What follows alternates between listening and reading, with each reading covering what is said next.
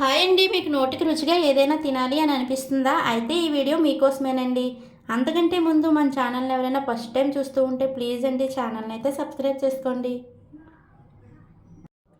ఈ వెల్లుల్లి కారాన్ని రెడీ చేయడానికి ముందుగా రోళ్ళను తీసుకొని అందులో ఒక 2 స్పూన్ల కారాన్ని, 1 స్పూన్ జీలకర్ర, రుచికి తగినంత ఉప్పు వేసుకొని ఈ 3 బాగా మిక్స్ అయ్యేలా దంచుకోవాలి.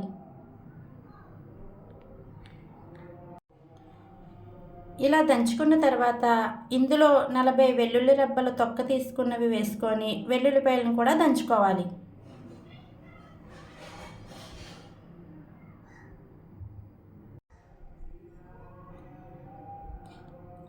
ఈ వెల్లుల్లిపాయలు వేసినప్పుడు నీళ్ళన్నవి మనం పొయ్యక్కర్లేదండి. ఎందుకంటే వెల్లుల్లిలోను అలాగే ఉప్పు వేసాం కదండి, ఆ రెండింటిలో ఉన్న తేమ అయితే సరిపోయి ఇలా ముద్ద కింద అయితే అవుతుందండి.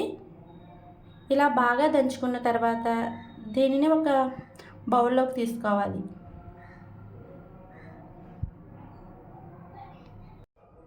అంతే అండి, ఎంతో టేస్టీ అయిన వెల్లుల్లి కారం అయితే రెడీ అండి. ఇది వేడివేడి అన్నంలో ఒక స్పూను నెయ్యి కానీ నూనె కానీ వేసుకొని తింటే చాలా అంటే చాలా బాగుంటుందండి. మీరు కూడా ఇలా ఒకసారి ట్రై చేసి ఎలా వచ్చింది అన్నది కామెంట్ సెక్షన్లో అయితే తప్పకుండా కామెంట్ చేయండి. ఈ వీడియో నచ్చినట్లయితే లైక్ చేసి ఛానల్ని అయితే సబ్స్క్రైబ్ చేసుకోండి.